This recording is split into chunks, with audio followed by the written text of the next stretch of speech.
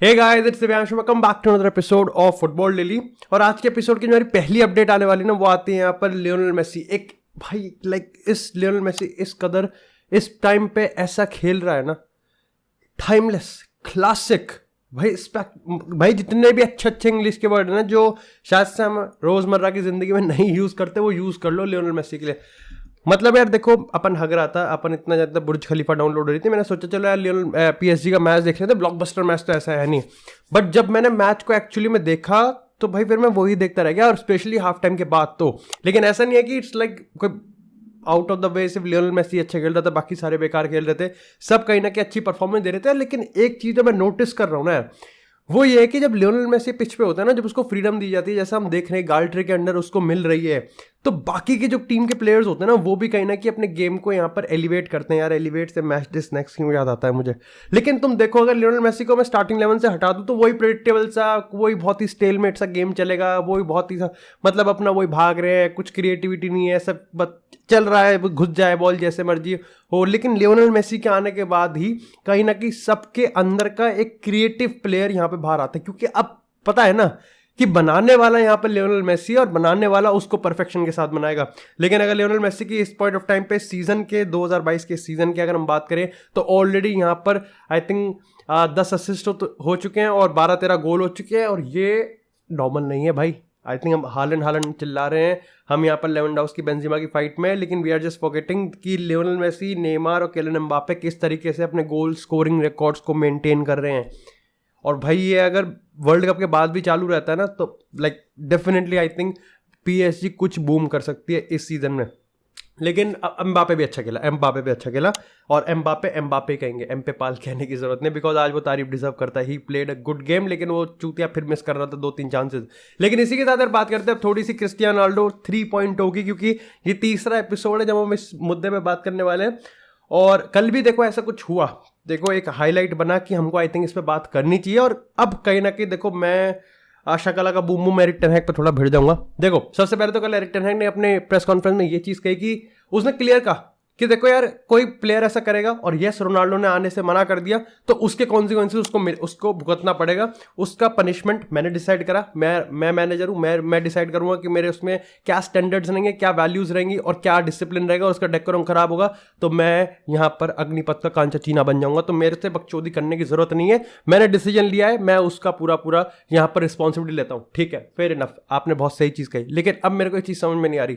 देखो अब मेरे को ये चीज़ समझ में नहीं आ रही कि आप ठीक है, आप प्लेयर पावर को हटा रहे हो, मैं भी इसके पूरे सपोर्ट में हूँ। देखो मैंने पिछले 2 एपिसोड में लगातार कहा कि एरिक टेन हैग ने जो किया वो गलत नहीं है, क्योंकि he is a manager of Manchester United. मैं रोनाल्डो के लिए इमोशनल हूँ, डजंट मेक सेंस कि ये बट तू गंजा भाई तू भी हो जा, नहीं वो सेंस नहीं बनाएगा। लेकिन अब मेरे को एक चीज़ ये बताओ कि आप पब्लिक में इतनी डिटेल्स क्यों दे रहे हो यार। ये तो बहुत क्लीशे चीज़ हो गई। क्योंकि देखो हमने तुम में से काफ़ी लोग जो कि रोनाल्डो के फैन नहीं हैं और जो मेरी थूत भी इतना पसंद नहीं करते, वो कहेंगे कि यार देख यार तू रोनाल्डो का बायस्ड है, उसको सपोर्ट कर। नहीं भाई, जनवरी में जब हम मार्शियल और रांगनिक के बीच में हुआ था, मैंने तब भी कहा था, मैंने कहा रांगनिक बहुत सही चीज़ कर रहा है, प्लेयर पावर को हटा रहा है, लेकिन भाई पब्लिक में आके इतना मत बोल। वो टीम के मोराल को कहीं ना कहीं डाउन कर देता है और आपका रिलेशन बिल्कुल भी खत्म हो जाता है। सोचो रांगनिक और मार्शियल के रिगार्डिंग में कह रहा हूं, तो इट्स क्रिस्टियानो रोनाल्डो और एरिक टेन हैग भी मतलब मैं एरिक टेन हैग को ऐसे नहीं कर सकता ना। तो यहां पर कहीं ना कहीं तुम ये चीज देखो ना कि लाइक आप इतनी सारी डिटेल्स क्यों दे रहे हो भाई पब्लिक में। मैं ये नहीं कह रहा कि आप रोनाल्डो को बस के नीचे फेंक रहे हो, आप इट्स जस्ट अबाउट कि आप कंट्रोवर्सी को आप बहुत ज्यादा आगे बढ़ा रहे हो। मतलब ये तो वो मीडिया है जिसके मैनचेस्टर यूनाइटेड पर नजरें हमेशा रहती हैं, और अब आप उनको पूरा का पूरा रीजन दे रहे हो। हाँ क्योंकि उसने वैल्यूज को हटाया है, और हाँ उसने आने से मना कर दिया था, उसको कॉन्सिक्वेंसेस भुगतने पड़ेंगे। ठीक है, everyone is behind you for your decision. मेरे को बस छोटा सा ये एक प्रॉब्लम लगा था कि नहीं यार ये थोड़ा सा ओवर हो रहा है, क्योंकि आप अब लिटरली सारी डिटेल्स दे रहे हो। देखो यस मैं मानता हूं कि ठीक है, इसमें अगर रोनाल्डो की गलती है तो आप रोनाल्डो को उसका पनिशमेंट मिल भी रहा है, और जिसको कहीं ना कहीं रोनाल्डो के इंस्टाग्राम पोस्ट पे वो एक्सेप्ट भी करता है, जिसने उसने बताया कि मेरे को पब्लिकली कोई प्रोटेस्ट नहीं करना है, मेरे को मैं ठीक है, तुम अगर लाइक ऐसा बोला जा रहा है कि क्रिस्टियानो रोनाल्डो को अंडर 21 में ट्रेन करवाया जा रहा है, एरिक टेन हैग ने बहुत बड़ा मास्टर क्लास कर दिया होगा भाई। लेकिन इट्स क्रिस्टियानो रोनाल्डो, कि पब्लिकली वो कुछ भी बकचोदी नहीं करने वाला, कोई बैड माउथिंग नहीं होने वाली। तो वो खास तौर से करा तो एरिक टेन हैग ने भी कुछ नहीं है, बस थोड़ा सा अजीब इस चीज़ पे लगा कि आप अब बहुत ज़्यादा पब्लिक डिटेल्स दे रहे हो। आप प्रेस कॉन्फ्रेंस में आके लिटरली अगर कंट्रोवर्सी को समझाने बैठ जाओगे तो फिर दिक्कत हो जाएगी। तब ये लग जाएगा कि यार अब कहीं ना कहीं टेन हैग अपनी अथॉरिटी जमाने के लिए कहीं ना कहीं ये चीज़ कर रहा है। एक तो चीज़ होती है कि आपका नेचुरल इंस्टिंक्ट ये आता है कि आप जो कर रहे हो उससे ऑलरेडी एस्टैब्लिश हो जाता है कि ये एक आदमी है जो चलाएगा और वो एरिक टेन हैग है, जो कि होना भी चाहिए। लेकिन जब ये इंडिकेशन आ जाते हैं कि वो चलाने के लिए ही कहीं ना कहीं सारी चीज़ें कर रहा है, then it's a big thing. अब चाहे वो स्टेटमेंट के लिए कर रहा हो, चाहे वो एक्चुअली में उसका नेचुरल इंस्टिंक्ट हो, ये तो खैर आने वाले टाइम में ही पता चलेगा। But do let me no कि आपका इसके रिगार्डिंग क्या ओपिनियन है। आई होप मैंने इसको कॉम्प्लिकेटेड करके ना बोला हो।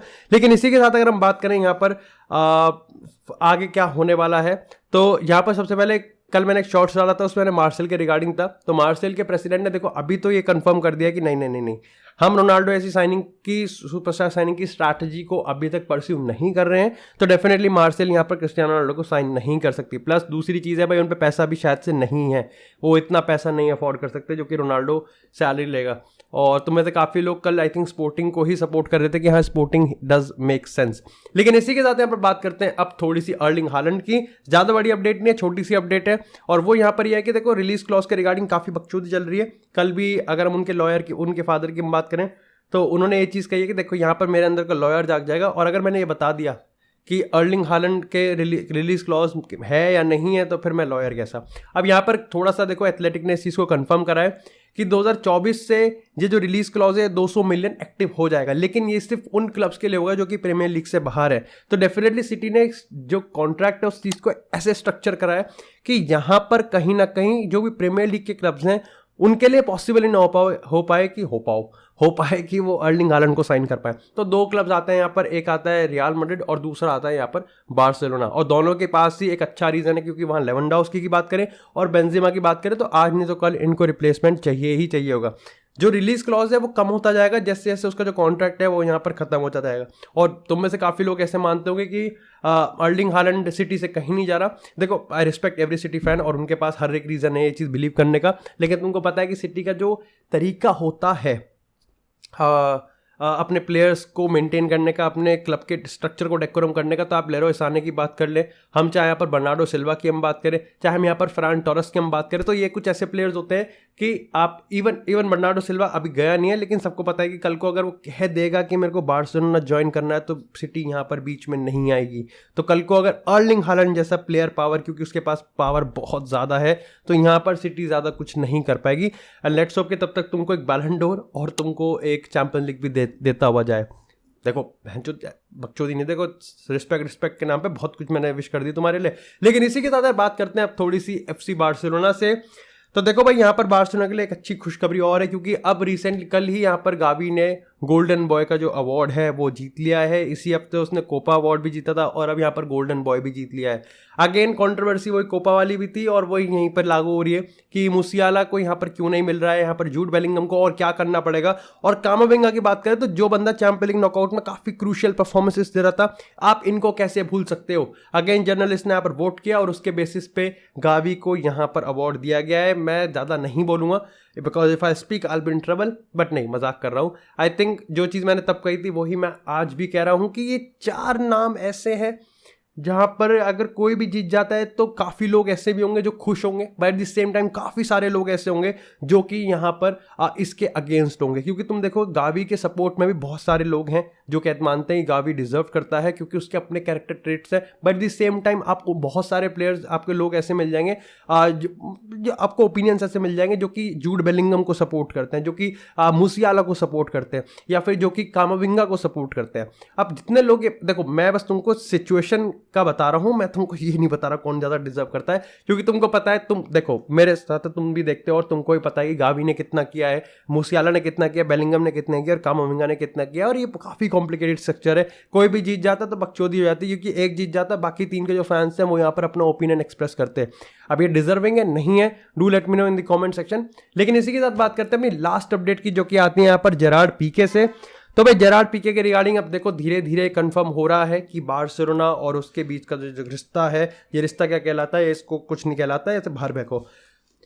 अभी विलारियल के अगेंस्ट बार्सिलोना जीती थी 3-0 कंफर्टेबल विक्ट्री थी, पीके को लेके आया जाता है लेकिन वहां पर विस्टल्स ज्यादा थी। और ऐसे में अगर हम यहाँ पर लेटेस्ट एक एक्सक्लूसिव रिपोर्ट की हम बात करें तो बार्सिलोना जो कि कॉन्ट्रैक्ट 2024 तक खत्म हो रहा है पीके के साथ, उसको जल्दी ही खत्म करना चाहती है और अगले season he. I think same can be said about Jordi alba. अब देखो इस पॉइंट ऑफ टाइम पे जो वेज स्ट्रक्चर है वो 600-650 के आसपास है, जिसको बार्सिलोना 500 तक लेके आना चाहती है, जो कि ऑलमोस्ट आ भी जाएगा। क्योंकि आप देखो यहाँ पर अगर हम बात करें सर्जियो बिस्किट्स की, जॉर्डी अल्बा की बात करें, यहाँ पर पीके की बात करें, तो जहाँ बिस्किट अगले सीजन ही चला जाएगा वहीं जॉर्डी अल्बा पीके 2024 में चले जाएंगे, तो नेचुरली ये चीज़ कम हो जाएगी। लेकिन बार्सिलोना इसको अगले समर ट्रांसफर विंडो में ही खत्म करना चाहती है, या मे भी अगर हो सके तो जनवरी ट्रांसफर विंडो में आप इसको निपटा के मारो, क्योंकि 500 मिलियन तक लेके आना है और पीके का जाना बहुत ज़रूरी है।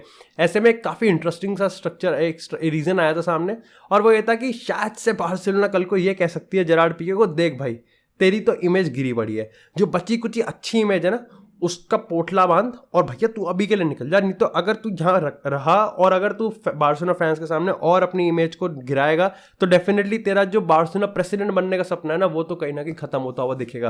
बाकी डू लेट मी नो कि आप इसके रिगार्डिंग क्या समझते हैं, और क्या सही में जो पीके जितना हेट डिजर्व कर जितना मिल रहा है उसको, क्या वो इतना डिजर्व करता है? Do let me know in the comment section. बाकी that's it for this episode guys. I hope आपको एपिसोड पसंद आया हो। एपिसोड पसंद आया तो एपिसोड को लाइक करें, चैनल को सब्सक्राइब करें, आपको इस तरह फुटबॉल से एक्सक्लूसिव कंटेंट चैनल पर मिलता रहेगा। तब तक के लिए stay tune, stay safe and I will see you in the next